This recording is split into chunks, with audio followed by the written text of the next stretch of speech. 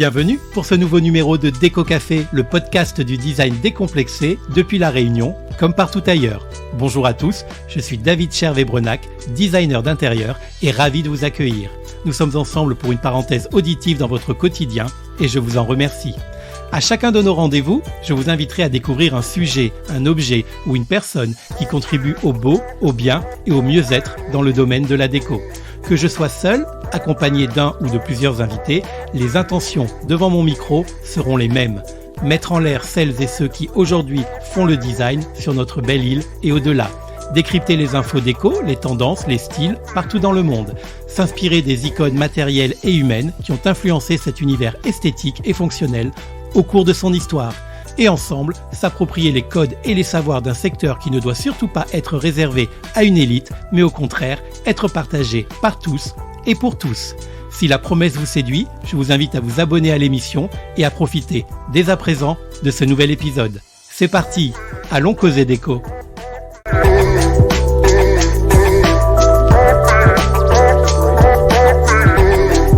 Aujourd'hui, je reçois à mon micro Mathieu Agel, une personnalité haute en couleur et qui n'a pas la langue dans sa poche.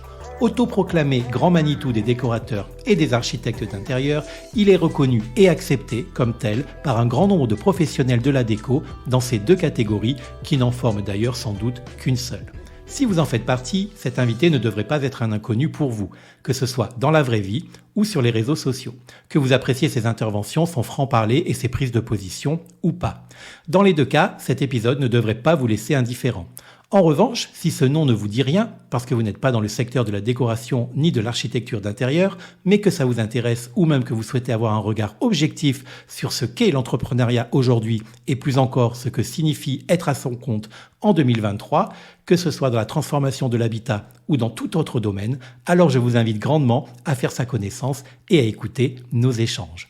Au travers de cette conversation, sans filtre, Mathieu joue pleinement, c'est le mot qui convient dans la forme, son rôle à la perfection, en assumant sa personnalité de façon complètement décomplexée. Mais aussi dans le fond, par son analyse de la déco, de l'archi-intérieur, et plus précisément encore des métiers qui s'y rattachent, en nous dressant un portrait à la fois lucide et sans concession de la réalité du secteur, tout en étant, vous l'entendrez, bienveillant et surtout relativement optimiste sur l'avenir de cette activité. Motivation de départ, formation, mythologie de la profession en général et de l'auto-entrepreneuriat en particulier, réseaux sociaux, organismes régulateurs, féminisme déplacé et féminisme bien placé, abus des pratiques commerciales ou éthiques dans leur exercice, nous allons parler de tout avec sincérité et avec humour toujours.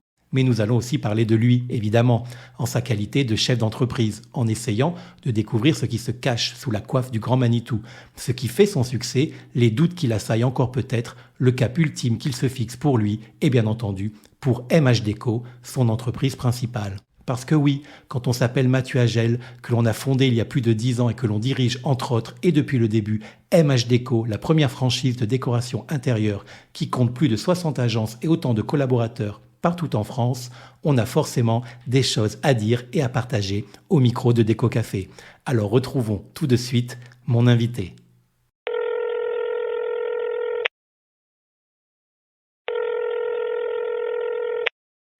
Mathieu, bonjour et bienvenue à La Réunion. Et merci d'être là avec nous. La première question va être toute simple, mais elle est très importante parce qu'elle risque de conditionner tout le reste de l'émission. Comment vas-tu aujourd'hui, Mathieu Agel ? Écoute, d'habitude ça va mieux, mais là je te cache pas qu'en me faisant lever à 8h30 pour une interview, je suis un peu tendu là. Mais tu as une chance, c'est que je vais souvent très bien. Bon, ça va. Alors, non, mais en tout cas, alors les auditeurs le voient pas, mais moi je t'ai en image en face de moi. Tu donnes bien le change quand même, ça va, c'est correct. Tu es un peu je suis plutôt beau gosse, hein. Mais voilà, tu as une bonne tête. Alors Mathieu, tu es mon premier invité métropolitain. Alors la Réunion, c'est aussi la France, tu le sais, évidemment. Et comme dans l'Hexagone, il y a des auditeurs pour qui tu es un personnage déjà familier et d'autres pour lesquels pas du tout. Est-ce que tu pourrais rappeler qui tu es pour les premiers, mais aussi et surtout en dire un petit peu plus pour toutes celles et ceux qui te découvriraient pour la première fois aujourd'hui ? Bah, s'il y a des gens qui me découvrent, c'est qu'ils sont pas très au fait du marché quand même. Mais on va se présenter. Non, moi, pour la petite histoire, c'est que j'ai créé une agence d'architecture d'intérieur en 2008 à l'époque. Mais je ne suis ni décorateur ni architecte d'intérieur. Mais je n'ai pas triché puisque j'ai embauché une décoratrice dès le départ, donc je ne suis jamais intervenu sur des chantiers. Ma volonté, c'était simplement de créer une agence d'architecture. J'ai eu la chance, ou certains diront le talent, que ça fonctionne plutôt bien. J'ai eu jusqu'à 5 archis d'intérieur salariés à Paris à l'époque en région parisienne. Et puis ça s'est développé petit à petit jusqu'à un moment où ça ne suffisait plus et on s'est développé à l'échelle nationale. Aujourd'hui, je gère un réseau qui s'appelle MH Déco, pour ceux qui ne connaissent pas, qui comporte plus de 65 architectes d'intérieur aujourd'hui répartis sur toute la France, y compris en Corse, parce que la Corse aussi fait partie de l'Hexagone, mon cher. Oui. Et donc voilà, donc je gère ce réseau de franchise et disons que voilà, je me suis fait connaître parce que n'étant pas ni décorateur ni architecte d'intérieur, j'ai essayé de m'impliquer énormément sur le marché parce que pour avoir une boîte qui marche, il faut connaître son marché. Et donc, j'ai essayé de mettre le nez dedans, y compris dans les sujets qui fâchent. Ok, bon, on va certainement être amené à les aborder de nouveau. Alors, Mathieu, tu aimes parler et communiquer. Je ne trahis aucun secret de personnalité en disant ça. Ce n'est pas ton premier podcast, loin de là. Soit en qualité d'invité, tu as participé entre autres à de nombreuses émissions, hein, Je ne perds jamais, Franchise Magazine, Décopreneur, 6 heures du bat récemment, que j'ai adoré, SketchUp Café, Smartimo, et j'en oublie sans doute. Certainement. Tu as aussi tes 2 propres rendez-vous en tant qu'animateur de podcast, qui sont Déco déconne pas et l'entrepreneuriat en toute franchise, auquel je suis abonné, je tiens à le dire. J'ai donc 2 questions imbriquées à te poser. On pourrait croire que Déco Café arrive après la bataille en te recevant aujourd'hui. Alors, pourquoi avoir accepté une énième invitation? Et plus généralement, pourquoi crois-tu on t'invite autant pour parler? Sûrement parce que je suis quelqu'un d'incroyablement sexy, drôle, intelligent et attirant. Mais évidemment que non. J'aime pas les podcasts parce que le public peut pas rire, tu les entends pas rire. Quoi qu'il en soit, pourquoi on m'invite autant? Parce que je pense que je suis un des seuls aujourd'hui qui parle avec autant de franchise. Aujourd'hui, quand on fait des interventions publiques, que ce soit sur le réseau ou ailleurs, on prend tous des petites pincettes, on se met un manche à balai là où tu sais, et puis on parle un petit peu comme ça parce qu'on a l'impression qu'on est un grand professionnel. Et moi, je suis loin de ce monde-là. Moi, quand on parle d'authenticité, qui est une vraie mode aujourd'hui, c'est de la vraie authenticité. Je suis comme ça tous les jours. On a discuté un petit peu avant le démarrage du podcast, tu le sais. Je suis comme ça, je reste naturel. Et les sujets qui fâchent, je rentre dedans parce qu'on est dans un métier qui n'est pas réglementé et où il y a plein de fausses croyances, de fausses informations et de tabous. Et moi, en tant que réseau de franchise, je peux pas me permettre de m'ancrer dans ces tabous parce que moi, j'ai 60 agences à faire tourner et je peux pas leur cacher la vérité. Donc, du coup, je rentre dans les sujets qui fâchent, je fais polémique, je fais parler, donc les gens me suivent et puis les gens m'invitent parce que alors je vais pas me lancer des fleurs, c'est pas du tout mon genre, mais je pense que ma parole aujourd'hui est devenue importante, qu'on la croit pas, qu'on l'aime ou qu'on l'aime pas, peu importe, mais parce qu'elle est authentique. D'accord. Et est-ce que, comme moi, de toute façon, tu penses que il y a tellement de satisfaction à la fois, mais aussi d'aberration dans notre secteur d'activité, que finalement, il y aura toujours des choses à dire et que il faut le faire, justement, parce que le métier n'est plus en cours de développement. Il est développé maintenant. Il reste encore beaucoup de choses à faire, mais il faudra de toute façon toujours quelqu'un ou plusieurs personnes pour parler à haute et intelligible voix. Et puisque toi tu aimes le faire, c'est important de le faire pour toi. Ouais, alors c'est important. Après, attention, c'est pas simple tous les jours. C'est-à-dire que quand tu as mon franc-parler et que tu rentres dans des sujets qui fâchent, l'envers du décor est pas rose. Évidemment, tu as 80% des gens qui m'écoutent, qui me suivent, qui me disent ah c'est super Mathieu, merci de dire tout ça. Et puis à côté, je reçois aussi des messages qui sont beaucoup moins sympathiques. Donc il faut aussi quand tu te montres de manière générale et avec virulence comme moi je le fais, il faut accepter que derrière ça soit pas tendre tous les jours, mais je le fais pour le bien de mon réseau parce que si je rentre dans les sujets qui fâchent, c'est pour moi me perfectionner sur le marché et aider mon réseau de franchise. Et aujourd'hui, grâce à mes podcasts et grâce à d'autres choses que j'ai créées, j'essaye de transmettre cette expérience parce que ça fait quand même 15 ans que je fais ce métier aujourd'hui, à tout le monde et en tout cas à ceux qui veulent bien m'écouter. Oui. Et ils sont de plus en plus nombreux, de ce que je sais, puisque moi je côtoie comme toi pas mal de personnes du métier, et souvent, ça va te faire plaisir, tu arrives, enfin pas toujours, mais souvent tu arrives dans les conversations.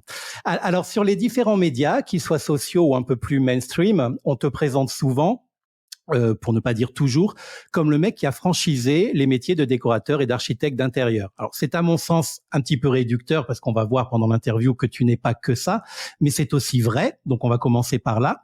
Est-ce que tu peux nous dire pourquoi c'était pertinent pour toi à l'époque de créer et de développer ce modèle, et surtout nous expliquer comment est structurée aujourd'hui ton entreprise et comment fonctionne ton business? En fait, quand je suis arrivé en 2008, moi de mon côté, t'avais pas encore de décorateur, tu avais pas encore d'architecte d'intérieur. À l'époque, on regardait Valérie Damido à la télé, voilà, ni plus ni moins. Alors ça prête à sourire, mais c'est une réalité. Et puis on a inventé le métier de coach déco, qui est un métier purement inventé parce qu'à l'époque, c'était le coach en développement, le coach en yoga, le coach en perte de poids, etc. Donc c'était la grande mode.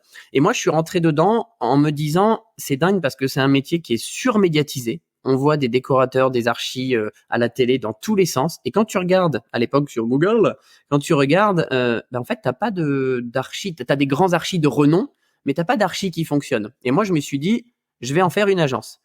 Et puis à l'époque, et ça c'est important parce que c'est le fondement de la franchise. À l'époque, quand tu allais sur des moteurs de recherche comme Google, justement, quand tu cherchais un archi d'intérieur, que tu sois à La Réunion, à Toulouse, à Paris, à Versailles ou à Aix-en-Provence, tu avais les mêmes résultats de recherche. Aujourd'hui, c'est différent. Maintenant, Google fait de la géolocalisation. Il te présente des résultats en fonction d'où tu es connecté. Mais à l'époque, c'était pas le cas. Donc, en fait, j'ai eu la chance, finalement, parce que je le dis souvent, j'aime bien dire que je suis talentueux parce que ça flatte mon ego, mais en réalité, j'ai surtout eu la chance d'arriver au bon endroit au bon moment. Je suis arrivé en 2008 quand le marché se développait et quand Google a commencé à faire de la géolocalisation. Donc du coup, juste avant la géoloc, si tu veux, MH Déco était vu partout. Donc quand j'ai décidé d'ouvrir la franchise, finalement, c'était assez facile d'avoir des demandes. Sauf que l'envers du décor, c'est que quelques mois après, Google a fait de la géolocalisation et là, il a fallu tout recommencer partout où on était implanté. Donc c'était vraiment pas évident. Et ce qui m'a paru pertinent pour revenir vraiment à ta question initiale de pourquoi franchiser ce métier, parce qu'en fait, je me suis rendu compte, c'est toujours le cas aujourd'hui, ça n'a pas changé, qu'en fait, on est dans un métier où les gens ne gagnent pas leur vie. Parce que quand on est décorateur ou architecte d'intérieur, on oublie qu'on est chef d'entreprise. Et la gestion d'entreprise, le marketing, le commerce, ça s'apprend et c'est pas le métier du décorateur. Et donc, j'ai fait ça pour aider finalement les archis qui arrivaient chez moi à se faire connaître plus rapidement et à gagner leur vie plus rapidement. Ok, donc on va revenir un petit peu dans le détail de l'accompagnement, que peut offrir MH Déco à ses actuels ou même futurs franchisés. Alors moi j'ai une question qui va paraître toute naturelle aux auditeurs. Alors concrètement, comment se passe la première approche entre un potentiel futur franchisé et toi ou ta marque? Car on peut dire marque maintenant, non? Oui, bien sûr. Alors d'abord, faut savoir qu'on a énormément de demandes et je dis pas ça pour me faire mousser, c'est une réalité. Et avant, si tu veux, il y a quelques années, on répondait à toutes les demandes individuellement. Maintenant, il y en a beaucoup trop, on a arrêté. Donc du coup, sur le site web MH Déco, on a un espace devenir franchisé et tous les mois, on organise un webinar en fait où on explique ce qu'est la franchise. Donc c'est moi qui l'anime avec Alison qui est ma responsable du développement. On anime ce webinar où on explique on fait un point sur le marché, on explique qui est MH Déco et comment ça se passe la franchise. À l'issue de ce webinar, tous les participants, qui sont grossièrement une cinquantaine tous les mois, tous les participants reçoivent un dossier tous les participants reçoivent un dossier de candidature. Soit la franchise les a convaincus, ils se disent tiens, je vais tenter l'aventure et ils remplissent ce dossier de candidature et là on va traiter toutes les demandes individuellement. Soit ça leur a pas convenu parce que la franchise ça reste un modèle à part et dans ce cas-là ils renvoient pas le dossier de candidature et on s'arrête là. D'accord, ok. Et une fois que les deux parties sont d'accord et que le contrat de franchise est signé et la collaboration lancée, comment continue à s'articuler la relation professionnelle franchiseur-franchisé une fois qu'on bosse ensemble? Ouais. Aujourd'hui, d'abord, on fait un vrai process de recrutement, c'est-à-dire que quand on reçoit un dossier de candidature, on étudie plusieurs critères. D'abord, et le premier qui est le plus important, c'est est-ce que la personne elle a compris qu'elle va être entrepreneur. Parce que il y a plein de gens qui voient MH Déco sur le papier, c'est beau, mais la réalité, c'est que c'est très dur d'être franchisé parce que on est à son compte. Alors certes, il y a des facilités parce qu'on est à son compte dans une enseigne qui est beaucoup plus visible, avec des méthodes qui fonctionnent, des outils, etc. Mais on reste à son compte. Donc déjà, on a besoin de garantir ça. On a aussi besoin de garantir qu'elle ait des ressources financières, parce que franchisé ou pas, on veut pas gagner sa vie dans les 6 mois qui viennent.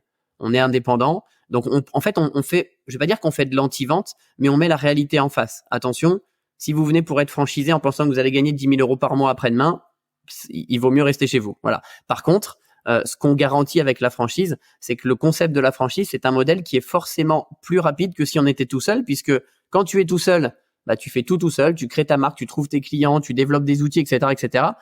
Quand tu es en franchise, tu bénéficies d'un savoir-faire qui fonctionne depuis plus de 10 ans. Tu as des outils, tu as des méthodes, tu as un accompagnement. Donc, c'est pas une garantie de succès, c'est une garantie que ça ne peut aller que plus vite et mieux, et d'aller mieux, je dirais, de se développer plus fort que si tu étais tout seul. Ça, c'est garanti puisque c'est la même chose, sauf qu'à côté, tu as plus de visibilité, une équipe qui t'accompagne. D'accord. Donc, celle ou celui qui rejoint la franchise et qui devient donc franchisé MH Déco reste le patron de son entreprise, sauf qu'il a un costume estampillé MH Déco qui est pour lui un gage de confiance et puis pour les clients certainement aussi un gage de qualité. Et concrètement, sur chacun des projets qu'il va travailler, il va garder sur son territoire, il va garder son autonomie, c'est-à-dire à la fois créative, artistique et organisationnelle. Complètement. Et d'ailleurs, ça c'est un vrai sujet dans le monde de la franchise parce que quand tu rejoins un réseau de franchise, normalement t'es invisible. C'est-à-dire que t'es sous couvert de la marque et on communique sur toi en tant que marque. Pourquoi les franchiseurs font ça ? Parce qu'ils se disent que comme ça, quand le franchisé s'en va, eux, ils gardent la notoriété. Sauf que nous, en fait, on a très vite compris que ça ne pouvait pas marcher parce que quand on est décorateur ou archi d'intérieur, on vend pas un produit, on vend un service et on vend un service humain avant tout. Donc nous, on est obligé de mettre en avant nos décorateurs et nos archis. Alors, c'est un risque parce qu'à la fin du contrat de franchise, s'il s'en va, c'est lui qui est connu dans sa zone de chalandise. Mais on sait aussi que le risque, nous, on le regarde pas parce que on veut que ça soit un contrat qui soit pleinement honoré de notre côté aussi et que le franchisé soit parfaitement épanoui. Donc, il a sa propre identité. D'ailleurs, il suffit d'aller sur le site MH Déco pour s'en rendre compte. Quand tu vas sur la page d'un de nos franchisés, c'est sa photo, ses réalisations, son numéro de portable. C'est juste qu'il y a une charte graphique en termes de com qui est commune, mais par contre, lui garde complètement son identité. Ensuite, évidemment, on le forme à des discours commerciaux, à des manières de gérer des projets. On le forme à des outils pour le permettre d'être beaucoup plus productif, beaucoup plus rentable et d'aller plus vite. Mais encore une fois, tous ces outils sont adaptables. On a des fois des franchisés qui te disent non, moi cet outil, j'y crois pas, ça marche pas. Bon, le fais pas, c'est pas grave. C'est juste que le jour où ton activité va pas décoller, nous, on sera obligé de revenir sur les fondements et t'orienter sur les outils qui fonctionnent ou les méthodes qui fonctionnent. C'est tout. Mais on a des franchisés qui sont aujourd'hui totalement libres de leur mouvement. On n'est pas en train de se dire, je suis archi MH Déco, du coup, on va m'imposer ci, ça. Rien du tout. On t'impose une charte graphique et on te forme à des méthodes que tu appliques ou pas. Après, c'est complètement idiot de rejoindre la franchise si tu n'appliques pas les méthodes qu'on te conseille, parce qu'il n'y a pas d'intérêt de rejoindre un réseau de franchise, puisque pour être franchiseur, je le rappelle pour ceux qui ne connaissent pas la franchise, il faut avoir prouvé que ton concept est franchisable et donc qu'il fonctionne. Si tu peux pas prouver ça à la Fédération européenne de la franchise, tu ne peux pas être franchiseur.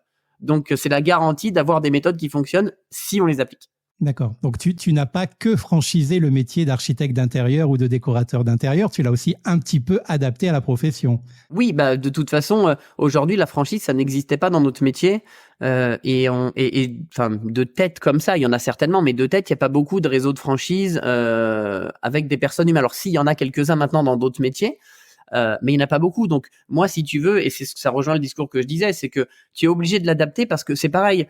Aujourd'hui, va former un décorateur ou un archi d'intérieur qui est quelqu'un de créatif à des méthodes commerciales. Le commerce et la créativité, ça peut pas s'entendre. Donc, il a fallu prendre des méthodes commerciales existantes qui fonctionnent, les adapter à un discours d'un archi et faire en sorte qu'il se rende pas compte que ce soit du commerce. Alors, évidemment, il s'en rend compte parce qu'on le forme pour ça, mais il faut que son discours soit limpide. Il faut pas qu'il ait l'impression de se transformer en commercial. Il faut qu'il reste archi d'intérieur. Donc, bien sûr qu'on l'a adapté à la profession, mais parce qu'en fait, le but du jeu, quand tu crées un réseau de franchise, c'est que ton client arrive plus facilement parce qu'il est rassuré par l'archi d'intérieur, mais que ton archi soit aussi avantagé par rapport à ses concurrents, donc qu'il ait des méthodes qui fonctionnent, une audience qui soit plus grande et des taux de conversion qui soient plus importants. Ok, bon, c'est sympa de faut dire que c'est moi qui ai posé la question, donc c'était une chouette question, mais tu as fait une chouette réponse parce que maintenant on cerne un petit peu plus le modèle de la franchise qui n'est pas toujours connu du grand public, hein. On croit savoir, mais en fait concrètement dans les faits, on sait pas grand-chose et c'est normal parce que c'est un concept qui peut parfois être un peu loin des préoccupations du client. Alors j'ai bien compris l'intérêt pour le franchisé. J'ai un peu cerné aussi l'intérêt pour le client. Mais est-ce que ça peut être précisé l'intérêt pour le client de travailler avec un archi ou un décorateur d'intérieur MH Déco? Et puis après, on abordera l'intérêt pour MH Déco aussi. Ça marche. Alors si moi je suis client et que je me dis tiens MH Déco, j'ai déjà entendu parler, ça ne m'est pas inconnu, ça m'inspire, quel avantage je vais avoir à choisir un archi MH Déco plutôt qu'un autre archi lambda? Mais si tu veux, c'est tout l'intérêt de la franchise aussi, c'est que quand tu es architecte d'intérieur, aujourd'hui, tu le sais, tu es à ton compte et on fait partie d'un métier qui souffre encore et certains vont certainement se reconnaître. On a encore des clients qui sont capables de nous demander notre niveau d'études ou nos réalisations. Enfin, moi, je suis désolé, mais quand tu vas à la boulangerie, tu demandes pas au mec s'il a son diplôme en boulangerie et lui montrer les anciennes baguettes qu'il a fait pour voir si ça te va. Mais nous, on souffre de ça. Donc, si tu veux, la franchise, c'est garantir au client que faire appel à MH Déco, c'est justement la garantie d'avoir un décorateur ou un archi diplômé, parce qu'on ne recrute que des gens diplômés, et tout le monde ne l'est pas. On y reviendra. Qui utilisent des outils adaptés avec une méthode particulière. Nous, par exemple, on travaille tous en réalité virtuelle, etc. Donc, en fait, on garantit au client d'abord une certaine qualité de travail par la sélection et la formation de nos archis. Mais en plus de ça, on lui garantit que si ça se passe mal, il a quelqu'un chez qui appeler. Parce que quand tu appelles un indépendant et qui raccroche et qui veut plus te répondre, en tant que client, t'es bien embêté. Nous, il peut appeler au siège et puis il y aura bien un grand Manitou bis qui sera obligé de répondre et de prendre la responsabilité à la place du franchisé. Donc, ça reste une garantie importante sur la qualité du travail qui sera fourni. Ok. Et alors, pour revenir du côté du franchisé, donc du coup, si je suis un excellent décorateur, imaginons, mais que je suis plutôt moyen en tant que gérant d'entreprise, est-ce que c'est un modèle intéressant et rassurant qui peut m'aider à progresser dans le management entrepreneurial, ou bien de fait, est-ce que tu recherches dès le départ des franchisés qui sont bons sur les deux tableaux, c'est-à-dire capables de gérer une boîte, mais aussi d'avoir un bon bagage d'archi? Disons que je vais être très honnête, on recherche même plus des gens qui ont un bagage entrepreneurial qu'un bagage d'archi. C'est-à-dire que nous, aujourd'hui, recruter des archis débutants, alors quand je dis débutants, ça veut dire toujours diplômés, mais qui débutent, ça nous fait pas peur parce que le métier, ça s'apprend largement sur le terrain et surtout qu'on a une archi d'intérieur, nous, qui est salariée chez nous, qui est là aussi pour accompagner les franchisés dans la formation sur les projets s'ils en ont besoin. Donc, ça nous fait pas peur d'avoir des archis débutants. Par contre, quelqu'un qui commercialement n'est pas à l'aise, qui n'a pas compris l'entrepreneuriat, qui a peur de se montrer, qui n'aime pas les réseaux sociaux, nous, ça nous fait peur. Alors, ça veut pas dire qu'on le prend pas, mais on est de plus en plus exigeant dessus parce que moi, je pars du principe qu'un mauvais décorateur qui est un très bon entrepreneur va pouvoir réussir. L'inverse n'est pas vrai. Voilà. Et je connais beaucoup de très grands archis qui sont techniquement des cadors que je respecte énormément et pourtant qu'on fait 3 clients dans leur carrière parce que se faire connaître, trouver des clients régulièrement, c'est un boulot.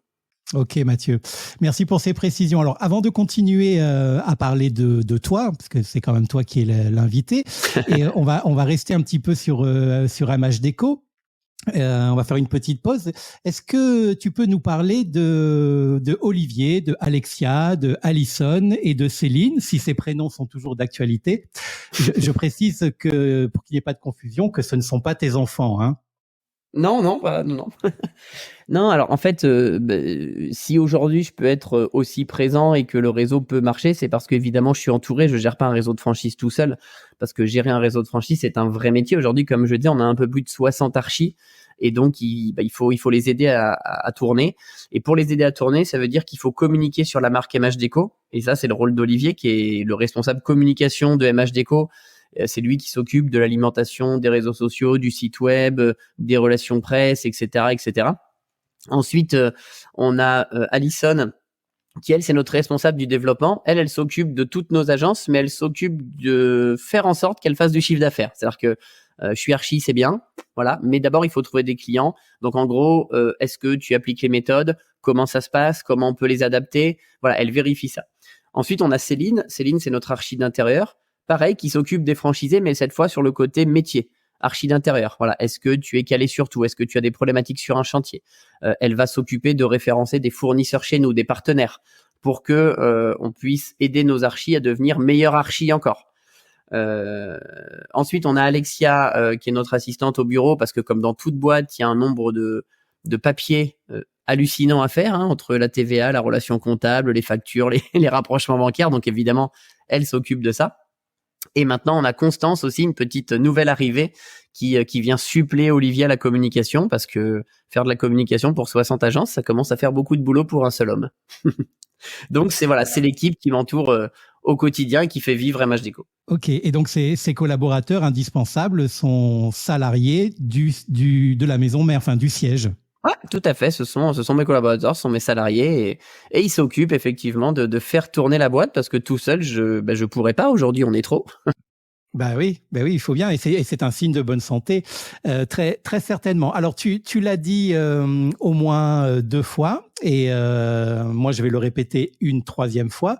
Actuellement, il y a, alors selon ton site internet, mh-deco.fr, je le rappelle, 64 agences référencées MHDeco en France métropolitaine, mais pas encore dans les territoires d'outre-mer. Alors est-ce que c'est le hasard, ou est-ce que pour l'instant il y a une raison qui explique cette absence sur le territoire ultramarin? Alors, il y a une raison, c'est-à-dire que comme nous, en fait, on ne communique pas sur la franchise. Les gens connaissent la franchise parce qu'ils me suivent, mais on ne fait pas de publicité de recrutement. En fait, on ne traite que des demandes entrantes. C'est-à-dire que les gens qui découvrent MHDeco, qui vont sur le site, qui vont participer au webinar, on fait que de la demande entrante. Et si on n'a pas encore de personnes à la réunion, c'est soit qu'on n'a pas encore eu de demande à la réunion, soit qu'on en a eu, qu'on n'a pas validé pour X raisons, mais tout simplement comme on n'en a pas d'autres un peu ailleurs en France, sachant que comme tu l'as dit très bien, la Réunion fait partie de la France, parce qu'après on a aussi des demandes qui se font à l'étranger sur des pays autres comme l'Italie, l'Allemagne, le Luxembourg, la Belgique. Là, c'est une volonté pour l'instant, parce que la franchise à l'international, c'est un modèle différent sur lequel on est en train de se préparer, mais c'est long et fastidieux. Donc voilà, on se prépare correctement, mais pour le moment, la Réunion fait partie de la France, et j'espère encore pendant très longtemps. Donc ce n'est pas un hasard, c'est juste qu'on n'a pas encore trouvé la perle rare, mais comme on la cherche pas, on attend qu'elle vienne à nous. D'accord. Mais une ambition réunionnaise n'est pas exclue si les conditions sont réunies. réunies. Je sais que le mois dernier, ou il y a 2 mois, on a eu une candidature sur la Guadeloupe, je crois aussi, qui n'a pas abouti de notre côté, qu'on n'a pas validé, mais voilà, on arrive tranquillement, on arrive. D'accord. Et quand tu vas arriver, ça va faire peut-être un petit peu de bruit. Ça sera sympa pour bousculer aussi un petit peu notre territoire qui est petit. Après, je fais du bruit. Je fais du bruit quoi qu'il arrive. Mais après, encore une fois, tu sais, il y a des gens qui aiment Mathieu Hagel, d'autres qui n'aiment pas. Il y en a d'autres qui aiment MHDeco, d'autres qui n'aiment pas. On peut jamais faire l'unanimité. Le problème, c'est qu'aujourd'hui, on est entouré de gens qui veulent se faire aimer à tout prix. Moi, non. C'est-à-dire que soit ce que je fais, et quand je dis ce que je fais, c'est ce que MHDeco fait, est apprécié, et tant mieux. Et ceux à qui ça plaît pas, je vais pas être vulgaire parce qu'on est de bon matin ici, mais tant pis. Enfin, je veux dire, c'est pas grave. J'accepte de pas être aimé de tous. Oui. Bah, et puis ça peut alimenter le moteur aussi, mais bon, il y aurait du travail à faire sur la Réunion, parce que bon, c'est 850 000 habitants, c'est un petit microcosme, et tout ce que toi tu côtoies comme aberration et comme satisfaction sur le territoire hexagonal est concentré ici. Donc c'est tac, c'est tous les jours que tu vois des trucs. Je pense que ça serait un terrain d'expérimentation aussi pour la franchise qui pourrait être très intéressant. Et puis tu sais aussi, il y a un facteur qui rentre en jeu, et on l'a vu aussi sur certains territoires sur l'Hexagone, c'est que tu as des territoires où s'implanter en tant que décorateur, c'est encore facile. C'est-à-dire que tu t'implantes, tu as des clients tout de suite. C'était le cas jusqu'à il y a encore 2 ans en Bretagne, par exemple. Donc on n'avait pas de demande, parce que finalement les décorateurs savaient qu'en s'implantant, il y aurait du boulot. Aujourd'hui, c'est devenu plus compliqué. Donc, on commence à avoir des demandes, et d'ailleurs, on a ouvert 2 agences en Bretagne récemment. La Réunion, je maîtrise pas totalement le marché encore, mais peut-être que les archis sur place gagnent très bien leur vie, et qu'il y a peut-être pas besoin de trouver des solutions miracles. J'ai dit okay, peut-être, je vois ta tête. Voilà, tu le verras quand tu viendras nous voir. Alors, c'est 64 agences qui travaillent non pas pour, mais avec MHDeco. Tout à fait. Représentent 66 personnes. J'ai fait ma petite enquête, j'ai bien scruté le site internet, donc 66 personnes à ce jour, parce qu'il y a quelques duos dans certaines agences, et puis il y a des agences qui couvrent plusieurs régions. Deux régions, quoi. Et sur ces 66 personnes, il y a ce chiffre considérable de 4 hommes au total. Alors, c'est un fait au sein de ton enseigne, mais c'est aussi surtout un fait dans le secteur de la décoration et de l'architecture d'intérieur en général. Ici, à La Réunion, le ratio est sensiblement le même, je te rassure.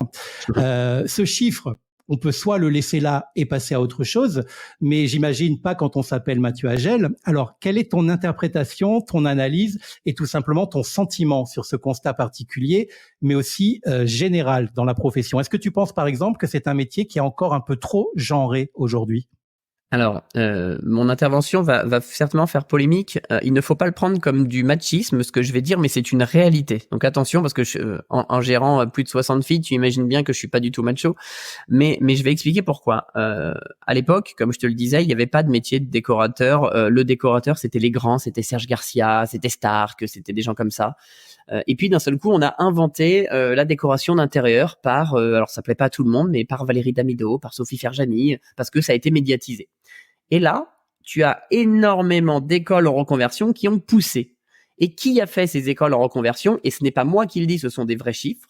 Ce sont des femmes qui avaient un mari qui gagnait pour deux et qui se sont dit, moi, faut bien que je fasse quelque chose, je vais le faire. C'est horrible ce que je vais dire, Et il y en a qui vont dire, oh, mais quel macho celui-là! C'est une réalité. Et pourquoi c'est une réalité? Parce que j'ai été intervenant dans des écoles. Donc, j'ai côtoyé tous ces gens-là. Donc, je le sais. La majorité sont des femmes, et parce que c'est des femmes, ça aurait pu être des hommes, mais la réalité, c'est que ce sont des femmes qui ont fait une petite crise de la quarantaine. Oh là là, c'est horrible ce que je dis, je vais me faire défoncer. Mais c'est pas grave, c'est une réalité. Qui ont fait une crise de la quarantaine, qui se sont dit, moi aussi, je veux gagner ma vie comme monsieur, et je fais une reconversion. En plus, c'était facile. Les reconversions, elles sont financées par Pôle emploi. T'en as 20% qui les ont payées de l'autre poche, les autres, elles ont été financées. C'est pas négatif ce que je dis, c'est une réalité. Donc, du coup, et puis, avant, tu avais des écoles d'archi. Maintenant, il y a la décoration qui a peut-être un peu plus attiré les femmes. Mais même aujourd'hui, moi, j'interviens là, tu vois, à la fin du mois, là, je fais une intervention dans une école d'archi d'intérieur, donc une école bac+5 archi d'intérieur. Ils sont 20% d'hommes, 80% de femmes. Donc, je pense que l'architecture d'intérieur était, et je dis bien était il y a longtemps, un métier d'homme. La déco est arrivée, ça s'est transformé en métier de femme, et l'architecture a basculé parce que les femmes se sont rendues compte que la déco c'était mignon, mais qu'en réalité, tu as toujours de la technique à l'intérieur. Donc, il faut basculer archi ou en tout cas avoir des compétences d'archi. Donc, ça se retrouve dans les écoles. Mais la réalité aujourd'hui, c'est que, c'est devenu un métier de femme. Et moi, j'en suis très content parce que ça abolit un petit peu le machisme en France. Parce que quand je vois, moi, pour le gérer tous les jours, des archis femmes qui sont sur des chantiers, qui se font siffler ou mettre des mains aux fesses, c'est complètement scandaleux. Donc, on est en train petit à petit de montrer que les femmes j'ai fait un très beau post d'ailleurs sur Instagram à ce sujet qui parle des femmes dans les métiers du bâtiment et c'est une réalité, ça retourne un peu les choses et une femme n'est pas moins compétente qu'un homme techniquement. J'en suis la preuve vivante, non parce que je ne suis pas une femme, mais MHDeco en est la preuve vivante et toutes les femmes qui sont aujourd'hui architectes d'intérieur ou décoratrices et qui gèrent leurs projets en sont la preuve vivante. Il y a de la place pour les femmes et tout le monde le dit, l'avenir de l'homme c'est la femme. Et tant que le grand Manitou existera, ce sera toujours lui qui va cadrer tout ça, mais vous avez votre place juste après moi. D'accord. Bon, je pense que le message est entendu. Alors, continuons à parler de ce ou de ces métiers d'architecte d'intérieur et de décorateur. Justement, on verra un peu plus tard s'il est toujours encore nécessaire en 2023 de faire un distinguo entre les deux. Je sais que tu as ton avis sur la question. Ce sont des métiers que tu connais forcément bien, on l'entend, puisque tu les côtoies au quotidien, que ça soit tes collaborateurs, tes franchisés ou même ceux que tu croises dans la vie professionnelle. Puis tu viens de mettre en ligne aussi, on y reviendra, une étude de marché sur la profession. On va en reparler. Alors, ce métier d'architecte d'intérieur ou de décorateur d'intérieur, que ce soit un full-time job, un complément de salaire ou un simple hobby, c'est une activité qui est toujours à la mode. Même si tu l'as très bien rappelé, à l'heure où nous enregistrons, beaucoup en découvrent véritablement la réalité Et l'envers du décor, apprécier être jeté, peut-être, je résume ce que tu viens de dire, un peu trop vite ou même sans trop y réfléchir. Au final, toi qui a franchisé le métier, quel regard général tu portes sur la profession aujourd'hui? Sachant que bon, les points forts, hein, ton cheval de bataille, c'est on ne gagne pas ça vers ton cheval de bataille. Les sujets que tu abordes souvent, c'est compliqué d'y gagner sa vie. La plupart ne le font pas. Il y a encore beaucoup de n'importe quoi et c'est un métier qui n'est pas réglementé. Est-ce que tu sens une évolution ou ça traîne? Ça traîne, ça traîne. Et l'autre jour, j'ai eu une visio avec un organisme que je ne citerai pas, mais un des organismes qui essaye de réglementer le métier. Et en pleine visio, je leur ai dit que, en fait, en 10 ans, j'ai fait bouger à titre personnel plus les choses que eux en 40 ans. D'ailleurs, le trésorier de cette association l'a reconnu. Et c'est pas normal. C'est pas à moi, Mathieu Agel, qui sort d'une école de commerce, qui sort de nulle part, de faire bouger les choses. Aujourd'hui, je me tire, c'est peut-être prétentieux, mais je me tire complètement la gloire de la décennale qui enfin arrive sur le marché. La décennale, c'est une assurance qui est obligatoire, même pour un décorateur. C'est inscrit dans le code civil. Aujourd'hui, ça commence. Ça commence. Alors, vu l'étude de marché, on se rend compte que très peu long, mais en tout cas, les gens en ont conscience. Et c'est pas normal, encore une fois, que ça soit moi qui le fasse, parce que moi, j'ai mon réseau de franchise. En fait, j'ai MH Déco, je pourrais ne rien faire sur le marché et je me sers des MH Déco pour faire. Donc, je pense que c'est trop long, qu'il y a beaucoup de gens qui sont assis sur un petit fauteuil en cuir parce qu'ils sont là bien placés pour faire bouger le métier, mais que le fauteuil en cuir est bien trop confortable pour qu'ils puissent bouger leurs fesses de là et aller faire bouger les choses ailleurs. Bon, Mathieu, j'ai bien peur que l'organisme en question, c'est moi qui vais le citer dans une des prochaines questions. Donc, tu n'auras pas à le faire, mais moi, j'ai prévu de le faire. Alors, petite question de forme maintenant. On va laisser un peu de côté le fond, mais évidemment, on y reviendra très vite. Tu es connu, Mathieu, dans la sphère professionnelle et publique pour ton franc-parler, on le voit. Ton humour aussi et pour tes prises de position. Alors là, tu en es conscient, on apprécie ou pas, on peut même détester. Mais moi, j'aimerais savoir, dans le fond et dans la forme, est-ce que finalement, c'est une posture gagnante que tu adoptes pour faire le buzz en termes de communication, ou c'est tout simplement toi, tu as été dessiné comme ça depuis toujours, c'est ta marque de fabrique et tu la mets au service de ton métier et du métier? Alors je peux pas dévoiler toute la stratégie qui est derrière, mais avant tout, ce qu'il faut savoir, c'est que moi je n'aime pas me déguiser ou me mettre un masque. Donc évidemment, le mec que tu vois sur les réseaux sociaux, c'est moi à 90%, et j'y ajoute 10% de provocation supplémentaire, parce que c'est la magie des réseaux sociaux, et parce que si je n'avais pas eu ce franc-parler, les mêmes compétences, la même expérience, mais pas le franc-parler, aujourd'hui, j'aurais 4 followers sur Instagram qui seraient mon père, ma mère, ma sœur et ma femme. Donc, à un moment donné, tu es obligé de trouver un parti pris qui fasse que on s'attache à toi. Il y a ce fameux adage qui dit que qu'on t'aime ou qu'on t'aime pas, tant qu'on parle de toi, c'est bénéfique. On s'en approche.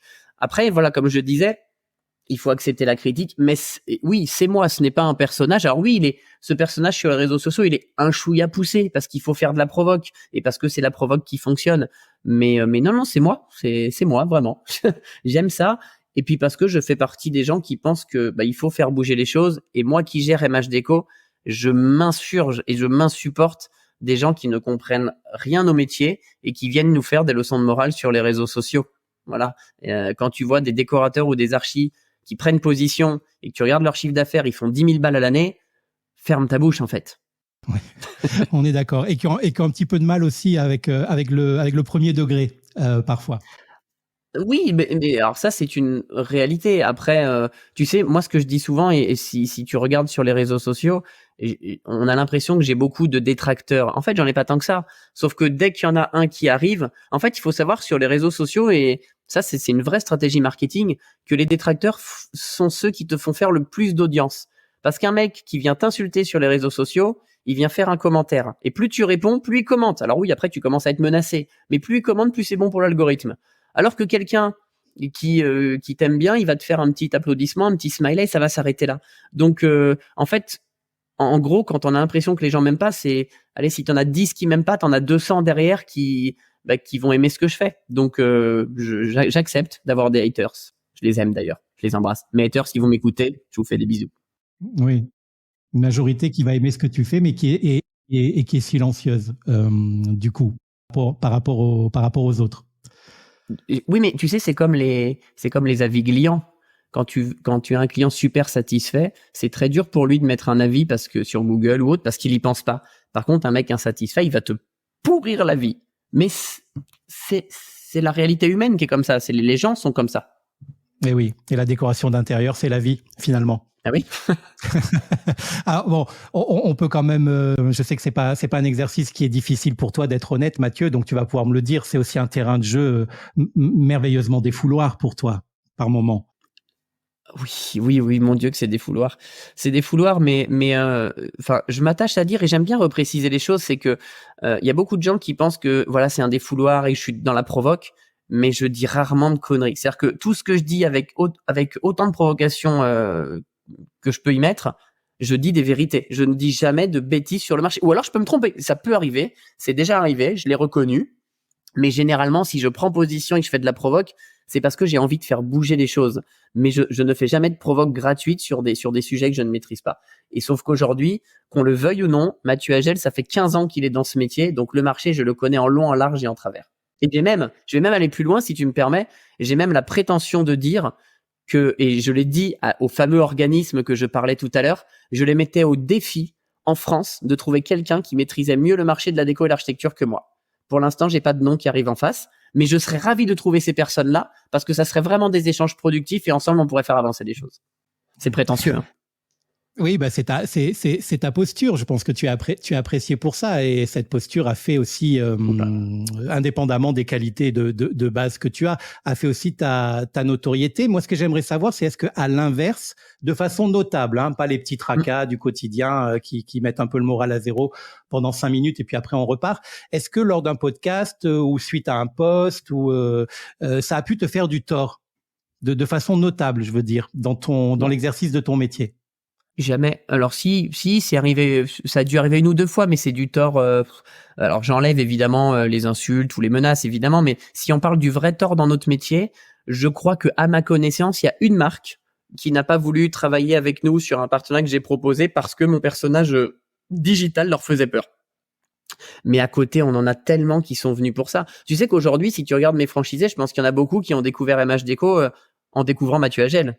Donc aujourd'hui, je pense que dans tout ce que tu fais, professionnellement, mais personnellement aussi, tu peux pas, encore une fois, satisfaire 100% des gens. Donc aujourd'hui, j'ai pas 60 agences pour rien, j'ai pas 30 candidatures tous les mois pour rien. C'est parce que les gens ont compris que MH Déco ça fonctionnait et que Mathieu, pour l'instant, ne racontait pas de la merde. Après, je conçois qu'on ne soit pas en adéquation avec ma façon d'être et je le comprends et je n'irai pas insister auprès de ces gens-là pour travailler avec moi s'ils ne comprennent pas mon personnage ou ne sont pas en adéquation avec ma façon d'être, parce que de toute façon, je suis comme ça. Et désolé pour tous les gens qui écoutent des podcasts comme le tien et qui voulaient pas m'entendre, bah, je suis encore là et il faudra s'habituer parce que je compte pas raccrocher tout de suite. Ils sont prévenus. Alors tu viens de dire, je le savais, hein, et on est nombreux à le savoir, que MH Déco ça marche, ça c'est un fait. Tu nous as expliqué comment, tu nous as expliqué pourquoi. Je fais juste un aparté si tu permets. Oui. Quand on dit ça marche, attention, je mets un bémol parce que oui ça marche pour MH Déco. Maintenant tous les franchisés ne marchent pas parce que ceux qui ont moins de 2 ans d'ancienneté ils galèrent, parce que même quand tu as de l'ancienneté aujourd'hui, et j'espère que les gens l'ont vu, depuis quelques mois, on est sur une conjoncture qui, dans notre métier, commence à être défavorable, et c'est la première fois que ça arrive depuis 10 ans, parce que quand il y a eu le Covid, etc., où on a vécu l'Eldorado, parce que c'était l'Eldorado, et qu'aujourd'hui, on se rend compte qu'on signe moins de projets, parce que les coûts des chantiers ont augmenté, les délais des chantiers ont augmenté, et les taux de crédit ne passent plus. Quand les gens rénovent une maison avec un crédit, c'est devenu compliqué aujourd'hui. Donc aujourd'hui, quand on dit MH Déco ça marche, j'aime bien l'entendre parce que c'est vrai, je gagne ma vie, je paye mes salariés, j'ai 75-80% des agences qui fonctionnent très bien, mais faut pas oublier qu'ils sont tous entrepreneurs et que c'est pas rose tous les jours non plus. Voilà, même si on sort largement notre épingle du jeu. Voilà, je peux pas moi me permettre de dire MH Déco les gars ça marche quand je sais que j'ai encore des franchisés qui galèrent, soit parce qu'ils viennent de démarrer, donc là c'est la logique, soit parce qu'aujourd'hui, et ça nous arrive, on en a quelques-uns qui ont bien vécu et qui là ont un petit passage à vide, alors qu'ils vivent quand même bien mieux que la majorité du marché, mais c'est quand même pas évident quand tu as une petite baisse de régime. Donc voilà, c'est pour ça que je mets un bémol dessus, c'est qu'il faut pas croire que tout est beau, tout est rose tous les jours non plus. Animer un réseau comme ça, c'est vraiment un travail du quotidien pour nous, mais aussi pour nos franchisés. Oui, oui. Bah, quand je disais ça marche, je parlais surtout du concept, de l'idée Ça fonctionne, bien sûr, ouais. et de l'organisation. Bien sûr, du coup, il y a une question que j'ai pas posée et que j'aurais dû poser. Je suis vraiment un très mauvais intervieweur. C'est quoi les revenus de la franchise de MH Déco, du siège? Les nôtres, enfin. Oui. Comment la franchise se rémunère? Exactement. En fait, on se rémunère sur un pourcentage du chiffre d'affaires des franchisés.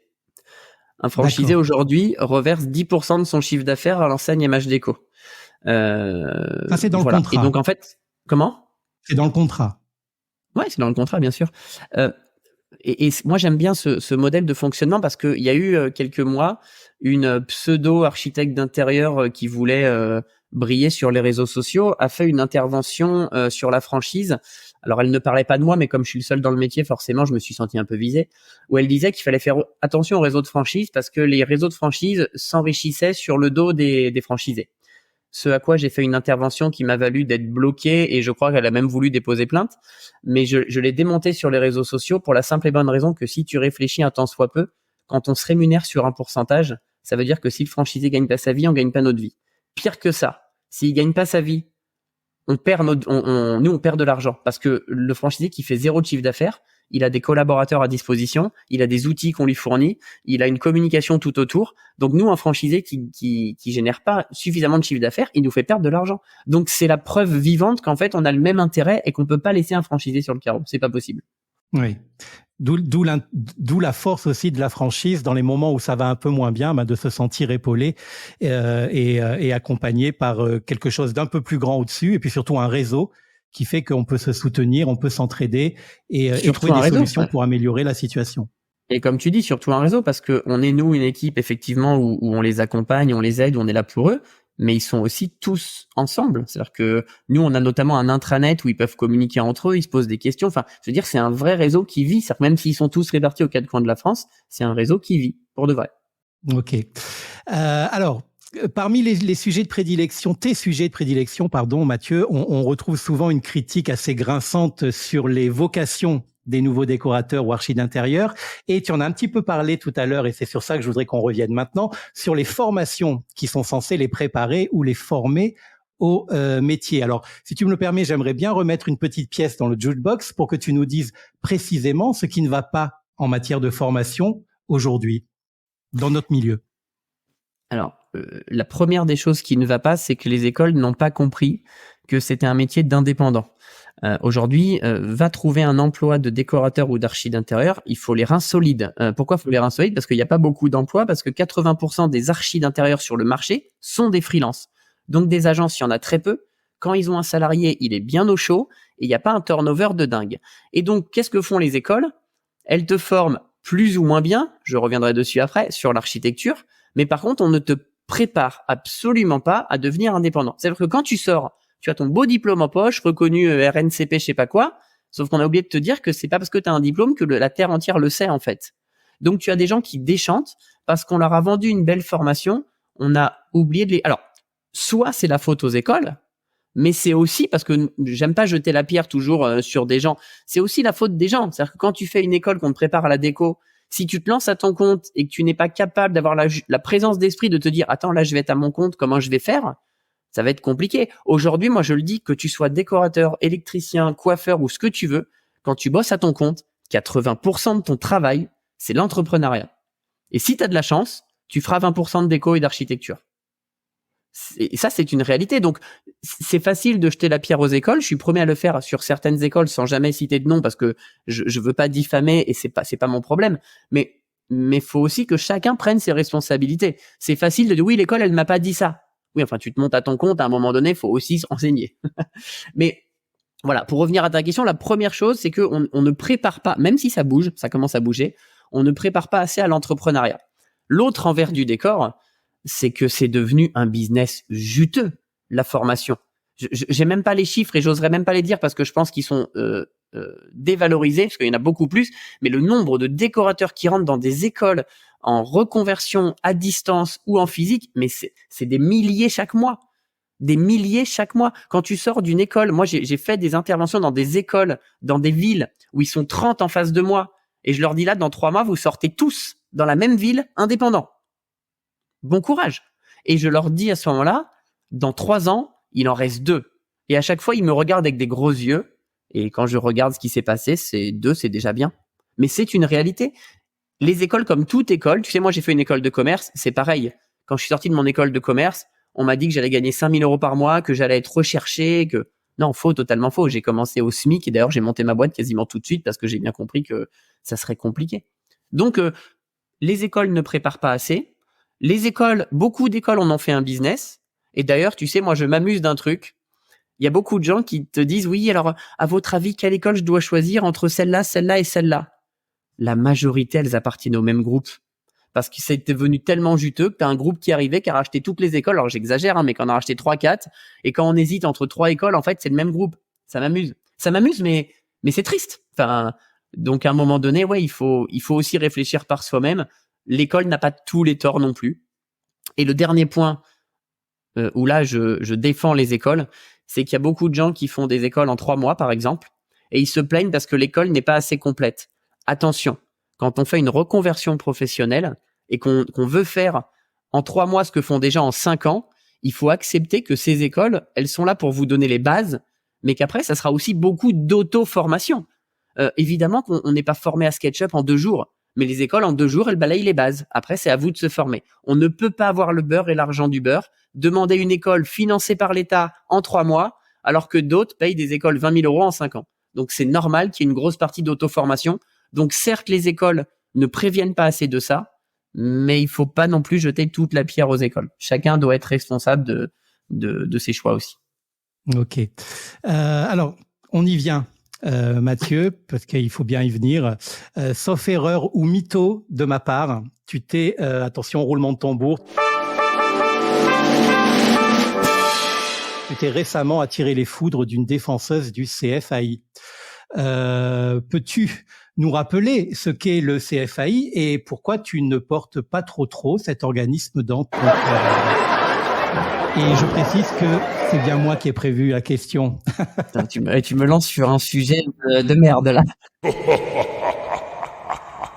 Elle n'est pas commandée. Non, je vais faire plus. Enfin, je vais essayer de sélectionner mon discours, mais non. En soi, en fait, je m'attire les foudres parce que, alors, je vais même pas parler foncièrement du CFAI parce qu'ils sont plusieurs organismes hein, dans ce type-là. Il n'y a pas que eux. Attention. Oui, le problème, pour moi, et je dis bien pour moi, et ça n'engage que moi, ce sont des microcosmos qui sont à 1000 lieues de comprendre le marché. C'est-à-dire que sur le fondement, leur rôle est ultra important pour notre métier. Ils doivent faire en sorte que le métier petit à petit se réglemente. Et quand je dis le métier, c'est le métier d'archi d'intérieur, mais aussi celui de décorateur. Et moi, j'ai le sentiment que ces gens-là oublient le décorateur. C'est qu'en fait, quand la déco est arrivée, ils sont montés sur leur grand chevaux, ils ont bombé le torse en disant « Attendez, nous, on est archi, on a bac+5, on a une décennale. » Alors, faux, totalement faux. La moitié des mecs n'ont pas de décennale. Mais bon, c'est comme ça. Donc, en fait, c'est très bien de vouloir bomber le torse et de mettre les décorateurs en dessous. Sauf que ça fait partie du métier. Moi, mon discours, c'est de dire que décorateur, architecte d'intérieur, on a exactement le même métier. Et c'est quoi ce métier? C'est transformer l'habitat des gens. Sauf qu'on n'a pas les mêmes compétences. Il est évident qu'un archi d'intérieur qui a fait 5 ans d'études, il n'a pas les mêmes compétences qu'un décorateur qui en a fait 3 mois. Par contre, chez MH Déco, j'ai des gens qui ont fait une reconversion, qui font aujourd'hui partie des plus compétents techniquement de mon réseau, parce que ils ont appris sur le chantier, etc., etc. Donc, je pense que ces organismes sont vraiment sur un petit microcosmos. Ils sont un peu entre eux. C'est un peu un petit truc. Alors, c'est pas politisé, mais presque. Et ils sont bien assis sur leur fauteuil en cuir. Oui, nous, on est là, on va réglementer le métier. Enfin, ça fait 40 ans qu'on attend. Et surtout, on oublie la partie déco, quoi. Et on a le même métier. Il y a un métier d'architecte d'intérieur. Il y a un métier de décorateur. C'est bien beau de faire la différence entre les deux. Eh ben, faites-la, aidez-nous à la faire. Et ce qui n'est pas fait. Et je trouve ça lamentable de rejeter, parce que c'est ça qu'ils font. Ils rejettent tous les gens qui ont fait des reconversions. Parce que pour eux, ce ne sont pas des vrais archis. Ben, c'est pas vrai. Demain, ils seront peut-être plus compétents qu'un vrai archi. Et le dernier point, c'est que la réalité, c'est que le métier n'est pas réglementé. Donc quand on dit oui, il faut, non, il faut rien du tout. La seule chose qu'il faut, c'est une décennale parce que ça, c'est inscrit au code civil, c'est une réalité. Par contre, ils mettent des codes de déontologie. Dedans, il faut pas faire ça, il faut pas faire ça, il faut pas faire ça. Il n'y a pas de réglementation. Donc, on induit des gens parfois en erreur. Et ce que je leur reproche, par contre, et ça c'est un vrai reproche, c'est qu'ils ont un vrai manque de communication derrière. Quand on s'appelle l'UNAID, le CFAI ou d'autres, on doit communiquer, on doit se montrer parce que aujourd'hui, moi, tu l'as vu l'étude de marché, peut-être que tu l'as vu, celle que j'ai sortie, tu as vu quel pourcentage de personnes ne savent pas ce que c'est le CFAI ou l'UNAID? Oui, ça fait partie des choses que j'ai notées. C'est intolérable.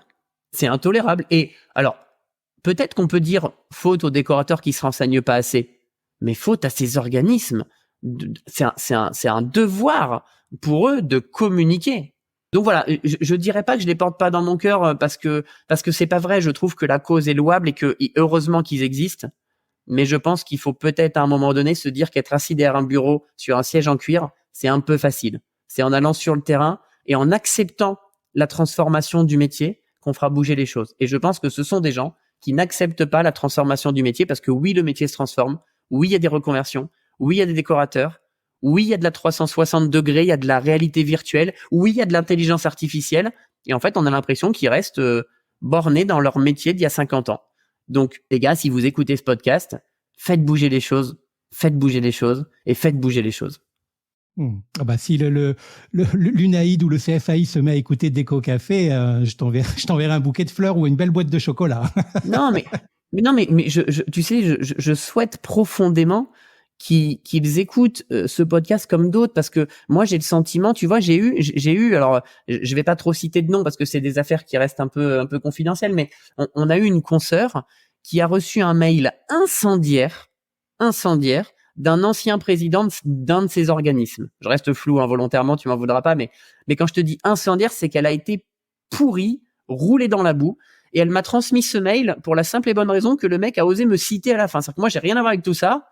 Mais voilà. Et en fait, il dénigre des gens comme moi, comme elle, comme d'autres, parce que on fait bouger le métier. Pour eux, c'est pas pro. C'est pas pro ce qu'on fait. Sauf que je suis désolé aujourd'hui, on est plus écouté que ces organismes-là. Donc à un moment donné, il faut se poser les bonnes questions. Je postule d'ailleurs ouvertement avec ce podcast à la présidence du CFAI ou de l'UNAID. Ok. Si je me fais attaquer pour diffamation, tu assumeras avec moi. Oui, voilà, pas se trouver des soutiens. Alors, puisqu'on est dans le poil à gratter, là, on va y rester un petit peu. Mais alors, de mon côté, cette fois, parce que moi aussi, figure-toi que je fais polémique. Le podcast et j'en suis très heureux, commence à être bien suivi. Et lors du dernier épisode, donc de mon podcast, j'ai eu la misogyne outrecuidance d'oser demander à mon invité, qui était une femme passionnante, je l'embrasse, Valérie, comment elle gérait sa multivalence à la fois de chef d'entreprise, d'artiste, de mère, de femme, d'amie, etc. Ce qui a laissé penser à Jessica M, une auditrice, qu'elle avait le droit de me qualifier de macho en DM sur Instagram, sous prétexte que je n'aurais jamais osé poser cette question à un invité homme. Ce qui, je m'en rends compte en parlant en ce moment même, doit faire beaucoup rire tous ceux et celles qui me connaissent, ne serait-ce qu'un tout petit peu. Alors donc, Mathieu Agel, puisque j'ai le plaisir de discuter avec toi aujourd'hui, j'ai besoin que tu m'aides pour me sortir de ce scandale podcastique, si tu veux bien. Mathieu Agel, me confirmes-tu être un homme ? Jusqu'à preuve du contraire, oui. Me confirmes-tu être un chef d'entreprise avec un S d'ailleurs à entreprise ? Oui. Un mari ? Oui. Un père ? Oui. Un podcasteur ? Oui. Un écrivain, un analyste, un metteur en scène ? Aussi. Alors, comment fais-tu en tant qu'homme, cœur sur toi, Jessica, pour gérer cette multivalence au quotidien ? Ça ne doit pas être facile en tant qu'homme. Alors, je réponds à ta question juste après envoyer un petit message à Jessica M. Vous êtes les premières à mettre le hashtag meumpreneur en avant dans tous les sens. Est-ce que nous, en tant qu'hommes, on utilise papepreneur ? Parce que figure-toi, Jessica M, que traite un homme, c'est aussi être un père. C'est aussi être un parent, c'est aussi être un mari, c'est aussi faire le ménage et le repassage. Parce que tu sais, on est en 2023, Jessica. Nous aussi, on s'implique. Pas tous, c'est vrai. Alors effectivement, peut-être que notre animateur d'aujourd'hui n'a pas posé la question aux hommes et l'a posée aux femmes, parce qu'aujourd'hui, il y a toute une communication sur le mumpreneur dont vous êtes, les femmes, les premières à mettre ça en avant. Et moi, je trouve ça, et j'ai fait un très beau post à ce sujet aussi sur LinkedIn il y a quelques temps sur le pseudo mumpreneur. En faisant ça, vous êtes les premières à vous desservir. Parce que vous voulez, et vous avez entièrement raison, être considéré comme l'égal de l'homme. Mais nous aussi, en fait, quand on est entrepreneur, on est père à côté, on n'est pas preneur. Et pourtant, on le crie pas sur tous les toits. Bisous, Jessica. Maintenant, revenons à ta question. Comment je fais? Non, alors, on me pose souvent la question de comment je fais parce que comme tu l'as dit, je fais beaucoup de choses. J'ai MH Déco qui effectivement monopolise 250% de mon temps, mais à côté j'ai une deuxième société où on fait de l'événementiel, où j'organise un salon de l'habitat et bientôt l'Archi Week-end dont j'espère que les gens ont entendu parler. J'ai aussi une association où je donne des cours de théâtre d'improvisation, je mets en scène des pièces de théâtre. Je suis en train d'écrire un livre sur l'entrepreneuriat dans la déco et on me demande souvent comment je fais. Et j'ai une chance inouïe, figure-toi, c'est que j'ai une première boîte qui s'appelle MH Déco qui tourne bien et donc je suis très bien entouré.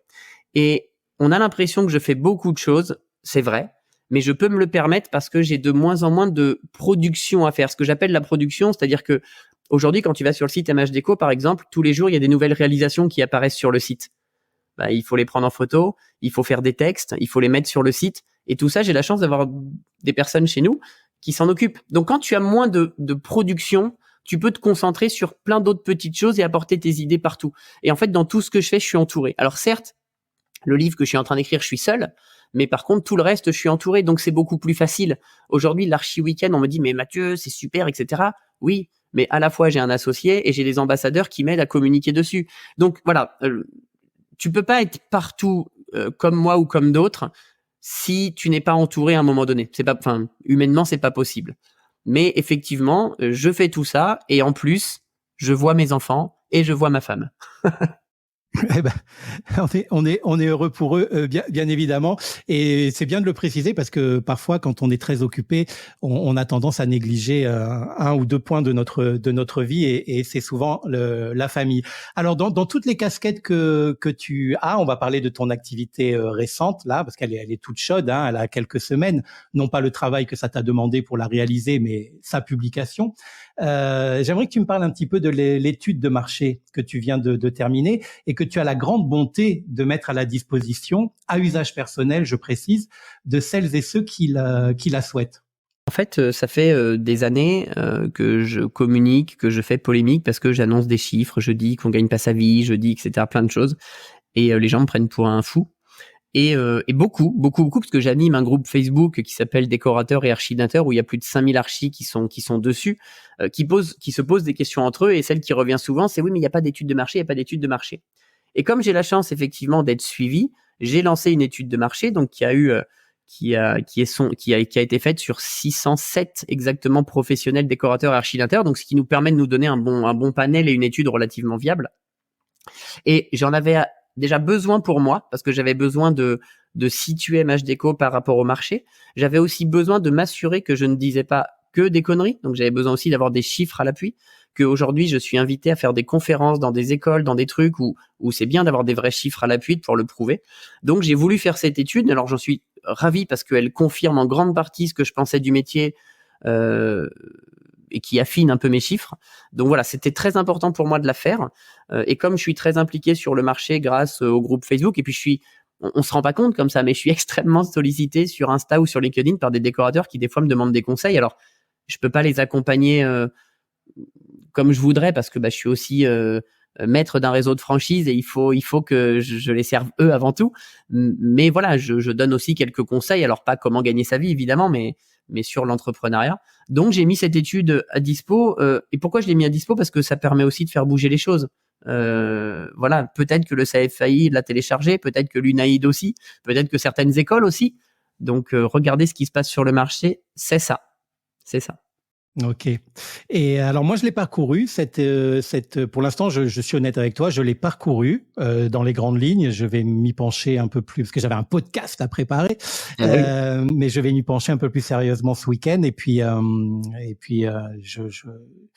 je vais sans doute m'en servir aussi, parce que je pense que, alors, c'était peut-être pas ton objectif, mais je pense que c'est aussi une belle trame pour ceux qui, comme moi, ont fait le choix de parler du métier lors d'interventions, que ça soit télévisuelle, radiophonique ou podcastique.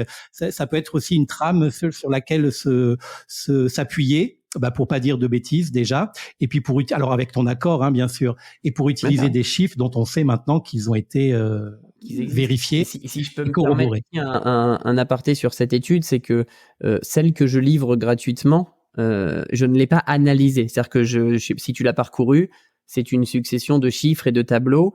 Je ne l'ai pas analysé, je me suis pas permis de le faire parce que c'est une étude que je livre gratuitement et donc je veux que chacun soit libre de l'interpréter. Je vais l'interpréter moi, mais là pour le coup, ça fait partie de l'objet du livre que je vais sortir en fin d'année où je me sers de ces chiffres et je les retourne dans tous les sens pour expliquer comment il faut les interpréter selon moi, parce que tout le monde ne les interprétait peut-être pas de la même façon. Ah là là, quelle stratégie globale! Formidable. Alors, on va maintenant attaquer les questions polémiques. Alors, pour les questions polémiques, certaines sont humoristiques, mais il y a toujours du fond. C'est un exercice dans lequel, Mathieu, je vais te demander de répondre très rapidement. Oh putain. Je sais que c'est un exercice parce que comme moi, tu aimes parler et c'est toujours une épreuve pour nous d'avoir à faire court. Donc, attends, mettons les règles du jeu. C'est quoi rapidement? Une phrase? 2 phrases? Voilà, une phrase. Okay. Une phrase qui est censée représenter ton avis le plus intrinsèque. Alors, Mathieu, voici la première. Tu ne trouves pas que les décorateurs, ça pousse comme des champignons et qu'ils ne sont pas tous comestibles? Si, bien sûr que si. Mais j'aime la soupe aux champignons. Ok. Mathieu, est-ce que MH Déco, c'est un peu le panier dans lequel tu as sélectionné les champignons les plus savoureux par région, mais après avoir dû faire un peu de tri quand même? Non, ce n'est pas une réalité parce que j'ai une phrase promis, parce que j'ai pas la prétention de dire que nos archis sont les meilleurs. Ils sont certainement mieux préparés et mieux accompagnés, mais ça veut pas dire qu'on est les meilleurs. Ça serait trop prétentieux de dire ça. On est tellement en France que ce ne sont pas les meilleurs, mais on fait en sorte que ça le soit. Ok. Alors, moi, je m'énerve souvent quand je vois des décorateurs d'intérieur ou même des archis jouer le jeu de la grande distribution et des marques low cost pour équiper les espaces de leurs clients, alors qu'ils pourraient suggérer de la meilleure qualité, certes un peu plus cher, s'ils ne préféraient pas réserver une part plus grande pour facturer leurs honoraires, ou s'ils avaient tout simplement un peu mieux préparé leur budget par poste en attribuant une part raisonnable du total pour chaque phase du projet. Est-ce que je me trompe en m'énervant ou est-ce que j'ai un peu raison? Les deux. Je pense que tu as raison parce qu'avant tout, on fait des photos Instagrammables. Beaucoup de décorateurs placent la vertigo parce que c'est bien sur Instagram, mais par contre, tout le reste, c'est du Ikea, ça choque personne. Par contre, il faut aussi prendre en compte qu'aujourd'hui, les gens n'ont plus les moyens de leurs ambitions et que parfois, tu es obligé de composer avec le budget du client. Mais je suis d'accord, même à budget réduit, on peut aller chercher mieux que du grand public. Et puis éviter de mettre du faux en le faisant passer pour du vrai aussi, mais ça c'est une petite parenthèse. Ça c'est un scandale. Tu peux le dire plus fort, on t'a pas entendu. Ça c'est un scandale et d'ailleurs je vais donner une astuce aux architectes qui font ça. Allez directement commander vos vertigos sur Wish. Oui, elles y sont en plus. Ça sera cool pour vos clients. Oui, ils seront contents. Alors Mathieu, j'imagine que chez MH Déco, le respect du client est évidemment une valeur fondamentale. Mais est-ce que tu incites tes franchisés à être également respectueux du travail des partenaires et des prestataires? Alors plus concrètement, je m'explique. Moi, j'ai droit à une question longue, mais toi, tu devras faire une réponse courte. Plus concrètement, est-ce que c'est important pour l'image de ta boîte, au travers de la démarche professionnelle de tes franchisés, d'apporter de la valeur au travail des artisans et des fournisseurs, et j'entends par là le travail effectué avant, pendant et après les réalisations. Tu vois, moi par exemple, quand je ne retiens pas un devis, qu'il s'agisse d'un fournisseur de biens mobiliers, d'accessoires, ou même celui d'un prestataire de services, je mets toujours un point d'honneur à lui expliquer pourquoi, parce que c'est un vrai travail qui a été réalisé avec une expertise. Et le cas échéant, je lui dis pourquoi je lui ai préféré une offre concurrente. Et je sais, parce que moi aussi j'ai enquêté, que c'est plutôt rare dans le métier. Alors est-ce que toi qui as la possibilité de donner un cap à tes agences, tu es attentif à ça et tu fais attention à ça? Alors, ce que tu dis, c'est vraiment bien parce que ça me donne une vraie piste de réflexion parce qu'on n'y prête pas assez attention de manière aussi précise. En revanche, il est évident que l'humain de manière générale, que ce soit avec nos clients, nos partenaires, nos fournisseurs, est très important. Et je m'attache à dire que Quand on travaille avec des marques ou avec des artisans, on est partenaire. Partenaire, ça veut dire qu'on est ensemble même quand ça se passe mal. Parce qu'il y a des chantiers qui se passent mal, ça peut arriver, mais on travaille ensemble et on se respecte les uns les autres. Donc oui, c'est très important. Et à la fois, tu le pousses toi sur un sujet très précis qui m'apporte une piste de réflexion que je vais m'atteler de mettre en place chez MH Déco. Alors, on va rester dans les pistes de réflexion, mais celle-là, c'est un petit peu toi qui l'a donné dans tes différentes interventions. En fait, je l'avais aussi, donc en fait, elles se sont rejointes.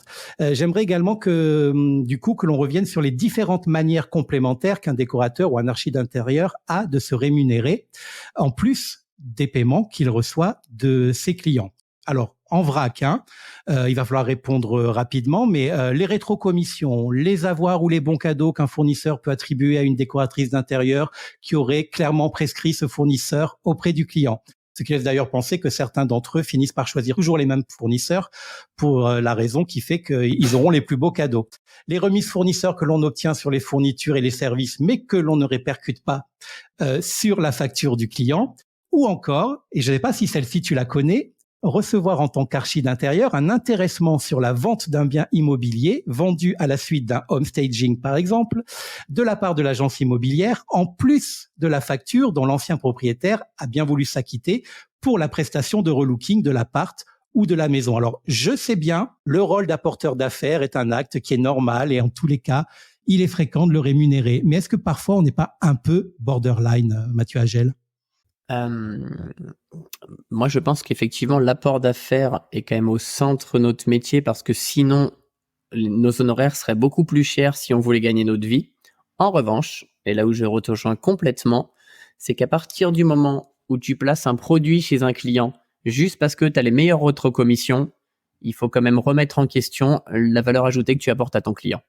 Parce que la règle, c'est ton client. C'est tu lui mets un produit parce que ça convient à ton client, à son budget, à son projet. Si tu l'as placé juste parce que tu as les meilleures rétrocommissions, tu te trompes de modèle économique. Ok. Alors, dernière question. Je fais court, t'as vu ? Oui, c'est très bien. C'est très bien. Je suis époustouflé. Dernière question polémique et ensuite on va enfiler les savates de doigts pour aller boire un coup sur la plage. Tu sais ce que c'est les savates de doigts d'ailleurs à La Réunion ? Ça n'a rien de sexuel, hein ? Non, mais j'avais pas de doute. Ce sont les tongs. Pas les claquettes, les tongs uniquement. Vous appelez ça les savates de doigts, vous ? Voilà, bah oui, parce qu'il y a une petite lanière qui se met entre le premier doigt et le deuxième doigt de pied. Donc on est très basique chez nous. On aime les choses simples. Ah, je ne ferai pas de blagues sur les doigts, t'inquiète pas. Ok. Alors, cette dernière question polémique, elle est tirée d'une expérience personnelle, donc je vais parler un petit peu de moi. Quand mon métier était de vendre du mobilier de bureau, mon ancien patron, Jean-Claude, que je salue parce que je suis en bon terme avec lui, me disait toujours « David, je ne vous ai pas embauché pour faire des plans, mais pour vendre du mobilier ». C'était un homme pragmatique, Jean-Claude. Alors, je comprenais ce qu'il voulait dire. Donc, en bon salarié, je me limitais. Mais paradoxalement, je n'ai jamais autant vendu de mobilier qu'avec l'aide d'une belle mise en situation, bien jolie, en vue 3D et tout et tout. Toi, quand tu dis assez régulièrement que le métier d'archi ou de déco d'intérieur, ce n'est pas de faire des plans 3D, tu es plutôt, du coup, team Jean-Claude qui pense que c'est une perte de temps et que c'est inutile, ou tu es plutôt team David qui pense que c'est un chouette outil de vente, certes pas suffisant, mais indispensable de nos jours. Alors, attention, quand je dis que notre métier, c'est pas de faire du plan 3D, je parle du modèle économique. C'est que ce qu'on chiffre, c'est du temps de réflexion. La 3D, c'est uniquement, enfin, c'est mon discours, c'est la seule manière que l'on a de montrer ce qu'on a dans la tête au client. Donc, c'est pour ça que quand je dis ce n'est pas notre métier, ça veut pas dire que je pense qu'il faut pas le faire. Je pense qu'il faut le faire, évidemment, mais quand on calcule son revenu, etc., faut pas dire là, je vais passer 4 heures pour faire la 3D. Non, c'est pas ça qu'on facture. On facture pas une 3D. La 3D, c'est juste le livrable. Et voilà, c'est pour ça que je dis ça. Maintenant, ton cas, il est différent.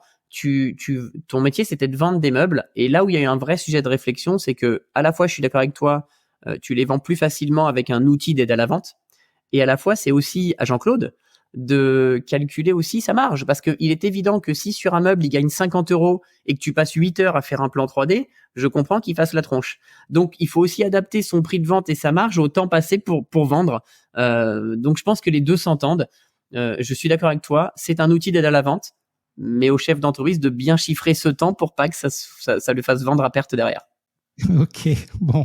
En plus, Bisous, tu arrives Jean-Claude. à réconcilier les deux camps, c'est formidable. Non, mais aujourd'hui, quand tu vends n'importe quoi d'ailleurs, tu utilises de méthodes, d'outils. Nous, dans notre cas, dans le cas d'un vendeur de meubles, c'est du dessin. Quand tu achètes une cuisine, le mec il fait sa marge sur le mobilier, mais il a aussi un commercial en face. Et le temps de travail du commercial, il impacte la marge de la cuisine. Donc il est aussi normal. Enfin, je pense que la réaction de Jean-Claude est pragmatique en disant oui, mais attention, il faut vendre et rester dans ses marges. Et si si passer 3 heures à faire un dessin, c'est utile à vendre, il faut que ces 3 heures qui sont payées aux salariés à ce moment-là puissent être avalées par la marge aussi. Sinon, tu vends à perte à la fin. Donc voilà, il faut trouver le juste milieu. Oui. Non, mais tu as utilisé le mot qui convient absolument. C'est un outil de vente et c'est pas un objectif, le plan 3D ou même le plan 2D d'ailleurs. Mathieu, je suis désolé, mais on arrive progressivement à la fin de cette interview.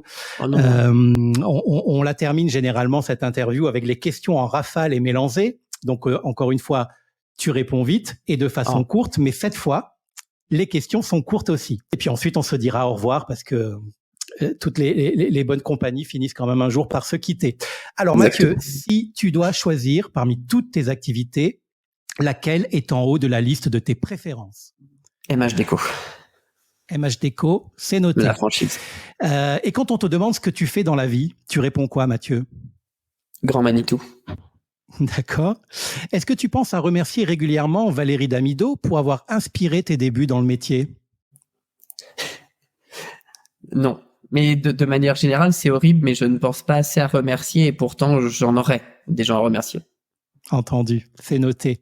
Mathieu, mince, celle-ci est un peu longue, mais tu dois quand même y répondre de façon courte. Chez les Indiens, Dakota et chez les Sioux, le Manitou est un pouvoir surnaturel, pouvant s'incarner dans différentes personnes étrangères ou dans certains objets mystérieux et inhabituels. C'est par méconnaissance que certains anthropologues ont assimilé le Manitou à un dieu unique, dit Grand Manitou. En langage familier, le Grand Manitou est un personnage puissant dans un certain domaine d'activité. Pour quelle raison, toi, tu as choisi ce surnom de Grand Manitou? J'essaye de faire vite. J'ai choisi Grand Manitou tout simplement parce qu'avant de pouvoir se développer avec des salariés, on s'est servi de nos franchisés pour structurer le réseau. C'est-à-dire qu'on demandait à certains franchisés, en échange d'une exonération, enfin une réduction de leurs frais chez nous, d'animer des groupes en région de franchisés. Et en fait, comme c'était interne, j'ai demandé à Olivier, mon responsable com, de me trouver un truc un peu sympa. Et d'ailleurs, on les avait appelés les Apaches. Et ceux qui étaient responsables techniques, on les a appelés les Sioux. Et du coup est venu ce surnom de Grand Manitou. Petit à petit, on a retiré ça chez nous parce qu'on a embauché des salariés. Et on a gardé Grand Manitou et j'ai trouvé que ça allait très bien avec mon personnage. D'accord. Tu l'as déjà raconté, ça, ailleurs? Je crois pas. Ah, merci, je suis content. Non, mais c'est vrai, ça parle d'un délire interne.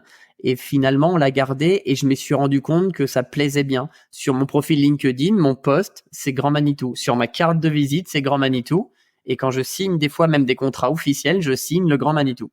Et ça amuse tout le monde et c'est génial. Oui, et puis c'est impossible d'en changer en plus maintenant. Non, c'est trop tard. Voilà. Alors, la question suivante te semblera peut-être un peu con-con, mais les Réunionnais qui nous écoutent comprendront pourquoi je la pose. Est-ce que tu sais placer l'île de la Réunion sur une carte? Absolument pas. Là, comme ça, absolument pas. Ah mince. Mais si je la vois, je dirais oui. Mais non, là comme ça, non, tu m'as pris au dépourvu. Est-ce que tu t'engages à aller vérifier sur une carte où se trouve la Réunion après ce podcast? Je m'engage et d'ailleurs, je viens bientôt, alors pas à la Réunion, mais je vais à l'île Maurice dans pas très longtemps. Rien à voir, ça compte pas. Donc j'essaierai de faire un aller-retour à la Réunion pour venir vous voir.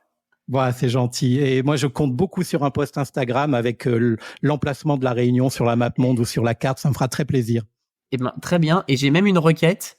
Quand je viendrai à l'île Maurice, a priori, mon livre sera sorti. Si tu veux, je fais une demi-journée à la Réunion et j'organise une séance de dédicace où j'offre mon livre. Ah, ben écoute, on va organiser ça alors. C'est génial. On s'est pas tombé dans l'oreille d'un sourd. Bah écoute, organise ça et voilà. Alors, j'ai quand même, je sais pas si ça va te rassurer, mais je vais quand même te le dire, hein, notre ancien Premier ministre, Manuel Valls, ne savait pas plus que toi placer la Réunion au bon endroit sur une carte. Non, mais ouais, c'est horrible, hein. C'est horrible. J'aurais dû, avant de faire ce podcast, regarder, mais c'est dur. On se rend pas compte parce que vous êtes là-bas, mais c'est vachement dur. Tu sais placer, toi, la Creuse sur la carte de France? Pas du tout. Voilà, on est d'accord. Voilà, tu as rééquilibré les forces, c'est bien. Mathieu, toujours question courte. En définitive, tu préfères susciter l'attention ou l'intérêt? L'intérêt. Mais je le fais par l'attention. D'accord. Où en sont les travaux de ta maison? On approche du bout. On approche du bout. Beaucoup de problématiques de chantier, mais on approche du bout. D'accord. Ouais. Tu sais ce qu'on dit des cordonniers? Oui, c'est bien ça le problème. Alors, tu viens de fêter les 10 ans de la franchise. Est-ce qu'il y a encore des challenges, à l'horizon, à la fois pour MH Déco, mais aussi pour Mathieu Agel? Pour MH Déco, c'est un challenge perpétuel parce que j'ai l'impression qu'il y a tellement de choses à faire dans ce métier que ouais, j'ai envie de grandir, mais comme je le dis toujours à nos franchisés, on privilégie des agences qui marchent au nombre de franchisés.